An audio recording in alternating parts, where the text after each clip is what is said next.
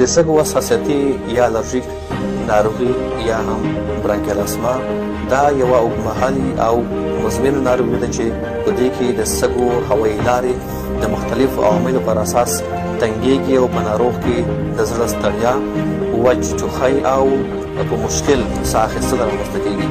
دغسې ناروغان په سختۍ تنفس کوي کله چې دوی ښکلا راځي یا په جګ ځای باندې خېږي او یا هم ناست وي ارام وي، دوی ستړي کېږي، وچ ټوخی لري کله کله، او بل هم د دوی تنفس په مشکل سره اجرا کېږي.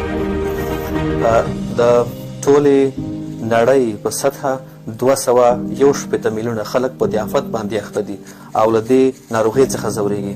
زموږ په هېواد کې هم په 2020 میلادي کال کې د دې آفت له امله د سږو د حساسیتي ناروغۍ له امله 3400 کسانو خپل ژوند د لاسه ورکړی و او داسې ویل کېږي چې د ټولو مړینو چې زموږ په هېواد کې رامنځته کېږي 1.4 سلنه یې د سږو حساسیتي ناروغي ده چې د دې له امله خلک خپل ژوند د لاسه ورکوي.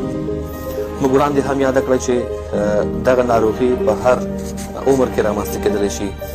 زیاتره هغه ماشومانو کې چې عمرونه یې د 18 کلنۍ څخه لاندې دي، ښکته دي، په دوی کې همدارنګه په ښځینهو کې هم په نارینهو کې دغه آفت رامنځته کېدلی شي. داسې ویل کېږي چې ښځینه د نارینهو په نسبت ډېر په دې آفت باندې اخته کېدلی شي.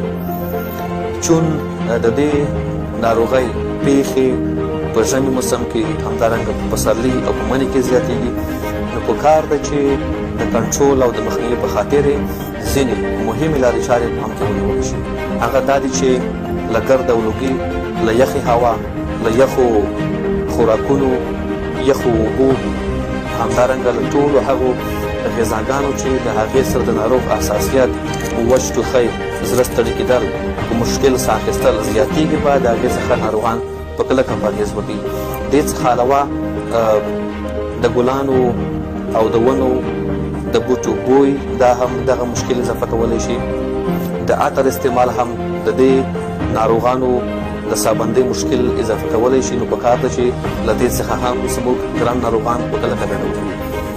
محترمه لیدونکو، دا چې د سابندۍ ناروغي یو کتاب خبرې دي، نو کټولې کوم ممکن ستاسو د خستګۍ ستړیا باعث شي. انشاءالله په راتلونکي کې به په نورو مهمو موضوعاتو باندې خبرې کوو او دلته خپلې خبرې اوس پای ته رسوم. تاسو په الله سپارم، تل خوشحاله او صحتمند اوسئ.